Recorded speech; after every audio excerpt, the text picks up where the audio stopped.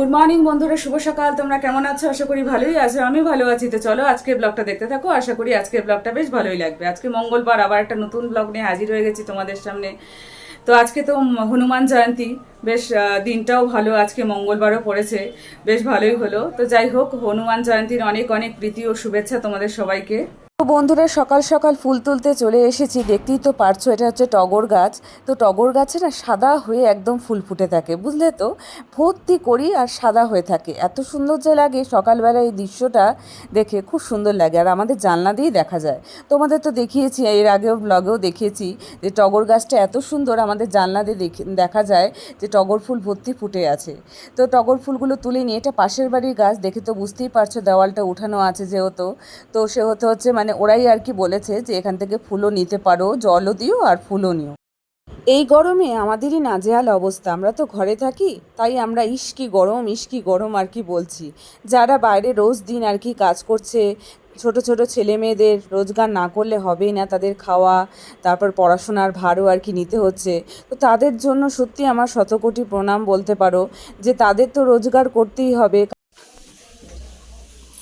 এখন হচ্ছে আটাটা মেখে নিচ্ছি।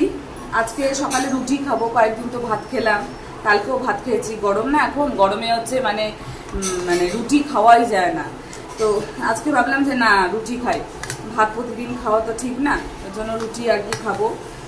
দুটা রুটি খাবো, দেখি। গুড় গুড় দিয়েও খেতে পারি। গুড় তো বেশ ভালোই লাগে গুড় দিয়ে রুটিতে খেতে, এর আগেও খেতাম, বেশ ভালোই লাগে। গুড় তো আছে, গুড় দিয়ে অল্প একটু খেয়ে নিবো। আর যে যে তরকারিগুলো আছে সেই সব তরকারি হচ্ছে মানে রুটিতে খাওয়ার মতন নেই, তো সেজন্য গুড় দিয়ে খাই। আর একটু খেজুরও নিয়ে নিবো, খেজুরটাও খেতে ভুলে যাচ্ছি। তো ওটা দিয়ে রুটি দিয়ে খেয়ে নিব। তো মেখে নিই এখন। কত রিক্সা চালায় এরকম কাকুরা আছে, রাস্তায় গেলে আর কি দেখা যায় যে মানে যাবে যাবে করতে থাকে। এখন তো টোটো আসাতে রিক্সা সেরকমভাবে কেউ উঠতেই চায় না। তো এরকম খারাপই লাগে যে একটা ভাড়া পেলে হয়তো তাদের সংসার চলে যাবে, তো একটা রুজি রোজগার আর কি মানে করতে পারবে। তো খুব এই রোদের মধ্যে আর কি বসে থাকে, কখন একটা ভাড়া পাবে। দেখো, সকালবেলা রুটি খেয়ে নিচ্ছি, জল খাবার। তো রুটি নিয়েছি, গুড় নিয়েছি, এটা কিন্তু গুড়, হ্যাঁ। আর এদিকে কলা আছে, আর এদিকে হচ্ছে খেজুর। এই যে খেজুরটার থেকে দুটা খেজুর নিই, এই যে খেজুর, এটা নিয়ে এখন সকালে জল খাবার খেয়ে নিই। তুলসী গাছটা আগে ওদিকে ছিল, ওই মানে রোদ্দের মধ্যে ছিল একদম, বুঝলে তো। কি হচ্ছে বলো তো, তুলসী পাতাগুলো কিরকম পুড়ে পুড়ে যাচ্ছে, পুড়ে পুড়ে যাওয়ার মতন একটা অবস্থা হয়েছে। অনেকগুলো পাতা আমি ছিঁড়ে ছিঁড়ে ফেলে দিলাম। তো সেজন্য আর কি মানে ভাবলাম যে এই পাশে টিনের শেডটা আছে না, দেখো যে টিনের শেডটা আছে, দেখতে পাচ্ছ, এই টিনের শেডের নিচে এখানে এনে রাখলাম। কারণ ছাদের তো একটা তাপ আছেই, তার সাথে সাথে এত রৌদ্রু, মানে যেরকম আর কি গরম, তাতে তুলসী গাছটা নষ্ট হয়ে যাবে। কি সুন্দর তুলসী গাছটা হয়েছে, তো এত সুন্দর আর কি আনলাম। তো সকালবেলা উঠেই আর কি এই কাজটা করলাম। কারণ কি বলো তো, কারণ দেরি করলে পারে যত রৌদ্রু উঠবে তুলসী পাতাটা মানে আবার তুলসী গাছটা খারাপ হয়ে যাবে, পাতাগুলো কিরকম কিরকম হয়ে যাচ্ছে। তো জল তো দেওয়া হয়, তো তাহলেও কি আছে, ছাদের একটা গরম যেহেতু ভাব আর কি বেরোচ্ছে, তাপ। তো সেজন্য তুলসী গাছটাকে ওই পাশ থেকে এনে এখানটা রাখলাম, টিনের শেডটার এখানটা রাখলাম। রোদ্দুর তো পাবেই, আর জলও দিলাম, দেখো জলও দিয়ে দিয়েছি। আর কোন জায়গাটা ছিল বলো তো, দেখাচ্ছি তোমাদেরকে, দাঁড়াও দেখাচ্ছি। এই যে এই দিকটায় ছিল, এই যে এখানটায় ছিল, এই রোদ্দুরটার মধ্যে ছিল। তো এই জায়গাটা এত রোদ্দুরতে থাকাতে কি হচ্ছে বলো তো, তুলসী গাছটা একদম খারাপ হয়ে যাচ্ছে। তো ওই জন্য আর কি ভালো জায়গায় নিয়ে এসে রাখলাম।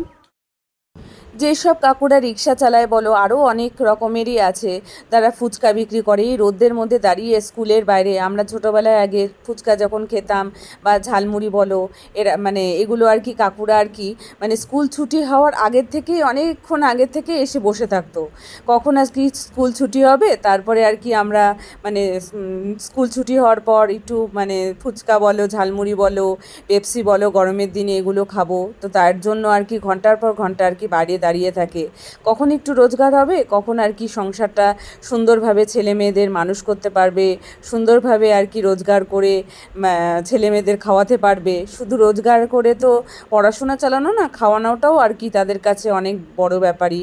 কারণ রোজগার করে নিয়ে আসবে, তারপরে আর কি রান্না হবে বলতে পারো। তো যাই হোক, তোমাদের সাথে কথা বলতে বলতে এদিকে আমার গ্যাসটাও মোছা হয়ে গেল মোটামুটিভাবে। এখনও অনেকটাই বাকি আছে, কিন্তু আর কি মোটামুটিভাবে হয়ে গেল। আর এদিকে দেখো লেবু চিপে নিচ্ছি। লেবু চিপে কী করবো বলো তো, শরবত খাবো। তো এই গরমের মধ্যে বলতে পারো একটু শরবতটাই আর কি বেশ ভালো লাগে খেতে।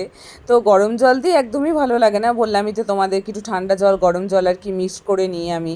তাহলে পরে শরবতটা গলা দিয়ে যখন নামে না ঠান্ডা জলটা, তখন মনে হয় আত্মাটা আর কি শান্তি হয়ে যাচ্ছে। এমনি আর কি জল খেলে মনে হয় না যে গলা দিয়ে আর কি কিছু নামছে। ঠান্ডা জলটা যখন মানে গলা দিয়ে নামে তখন মনে হয় যে গলাটা আর কি আত্মাটা শান্তি হয়ে যাচ্ছে, আর গলা মানে তৃষ্ণাটা আর কি মিটছে বলতে পারো। তো দেখো এদিকে একটু লবণ নিয়ে নিব, একটু চিনি নিয়ে নিব, চিনি নিয়ে মিক্স করে তারপরে আর কি শরবতটা খেয়ে নিব। গরমে বলতে পারো এটাই আমাকে অনেকটা এনার্জি দেয়। তোমাদের তো এর আগের ব্লগেও আমি বলেছিলাম। তো আজকে দেখো করেই নিচ্ছি। তো লেবুটা আর কি চিপে আর কি ফেলে দিলাম না, ওইটা আর কি খোসাটা রেখে দিয়েছি, অন্য কাজে আর কি ব্যবহৃত করব বলতে পারো। তো কোনো কিছুই ফেলার না আর কি। তো সব কিছুই আর কি কাজে লাগে, সেরকমভাবে ইউজ করতে পারলে সব জিনিসই কাজে লাগে বলতে পারো। কি বলো তো, মানে রান্নাঘরে যতক্ষণ থাকবো ততক্ষণ আর কি ঘেমে আর কি দপদপ করে ঘামতে থাকি। তো মাঝখানে ঘরে ফ্যানটা ছেড়েছি, রান্নাঘরটা পরিষ্কার করছি, এখন তো রান্না করছি না, ওই জন্য মাঝখানে ঘরে ফ্যানটা ছেড়ে একটু হাওয়া আসে তাও। তো যাই হোক দেখো রান্নাঘরটা পরিষ্কার করে নিয়েছি।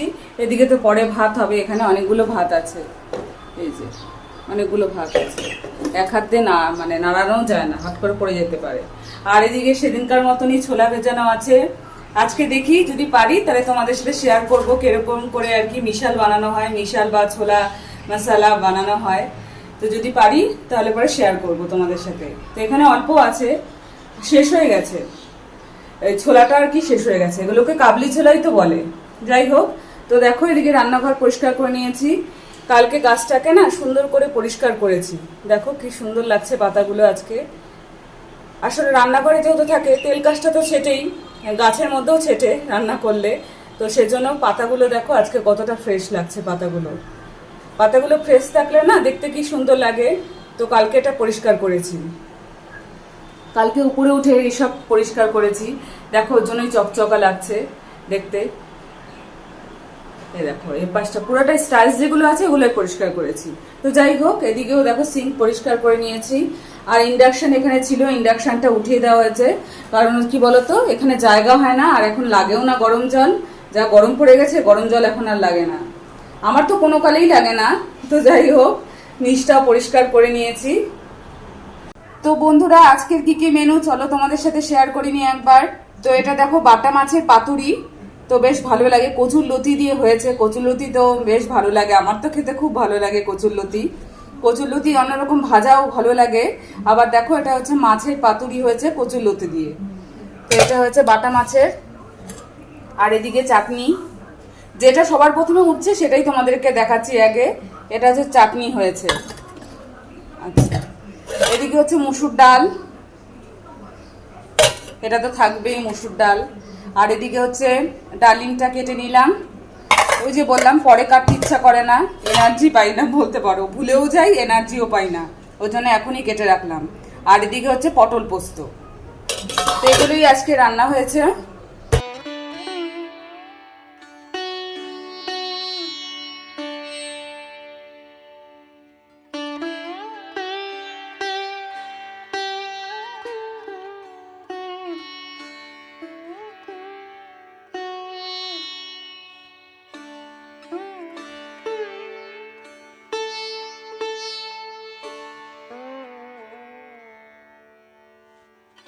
ঘর ঝাড় দিয়ে ঘর মুছে গাছে জল দিয়ে এখন চলেই আসলাম পুজো দিতে।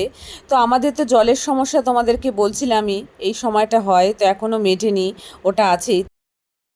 তো আমাদের ঘরটা কালকে হচ্ছে সুন্দরভাবে পরিষ্কার করেছি বলতে পারো, বিছানা চাদর টাদর উঠিয়ে সবগুলো ধুয়েছি, তারপরে ড্রেসিং টেবিলটা কম্পিউটার টেবিলটা সুন্দর করে কলিন দিয়ে পরিষ্কার করেছি। তারপর হচ্ছে রান্নাঘরটা হচ্ছে উপরে উঠে আর কি স্টাইলসগুলো পরিষ্কার করেছি, রান্নাঘরটাও ডিপ ক্লিন করেছি, প্রতিদিন তো পরিষ্কার করি, তাছাড়াও কালকে ভালো করে আর কি ডিপ ক্লিন আর কি বলতে পারো করেছি।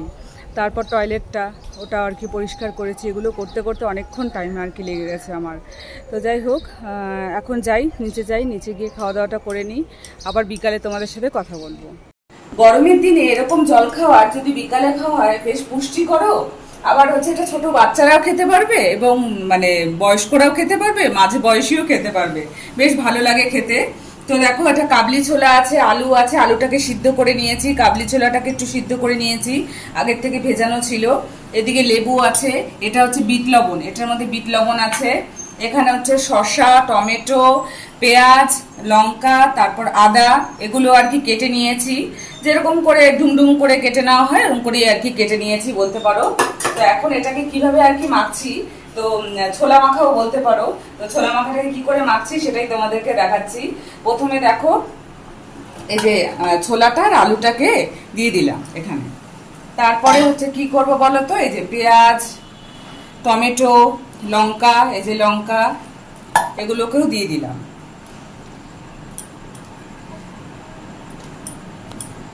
তো এবার দেখো লেবুর রস অল্প লাগবে, তো লেবুর রসটাকে এবার চিপে 1-2 ফোঁটা তো দিয়ে দিব। তো দেখো এই যে লেবুটা নিয়েছি, অর্ধেক করে কেটে নিয়েছি অল্প, এই দেখো একদমই সামান্য দিয়ে দিলাম। এরপর কি করব বলো তো, দাঁড়াও দেখাচ্ছি। এরপর চানাচুর দিলাম, এই দেখো চানাচুর। একবার এরকম করে খেয়ে দেখো বাড়িতে, খুব ভালো। এটা তবে আমার রেসিপি না, এটা আমার শ্বশুর মশাই আর কি শিখিয়েছে এরকম করে আর কি করা। খেয়েছিল এক দোকানে, তো ওরকম করে খেয়েছে, বললো আমাদেরকে খুব ভালো লাগে, তারপর থেকে আমরা আর কি খাচ্ছি বলতে পারো। তো দিয়ে দিলাম চানাচুর, এবার ঝুরি ভাজা দিব, দেখো এবার ঝুরি ভাজা, দেখো এই যে ঝুরি ভাজা, এই ঝুরি ভাজাটা এর মধ্যে দিয়ে দিব। তো দিয়ে দিই ঝুরি ভাজাটা, যত ঝুরি ভাজা দিবে তত টেস্ট হবে।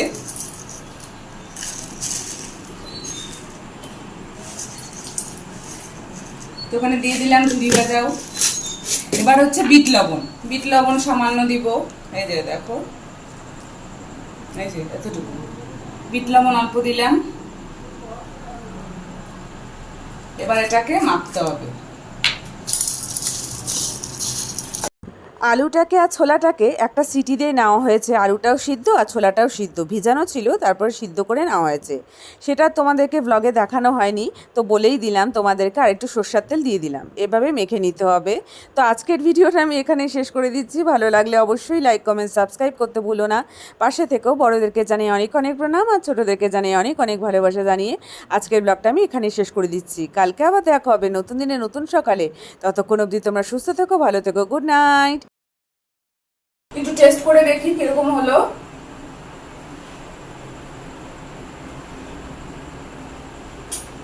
দারুণ।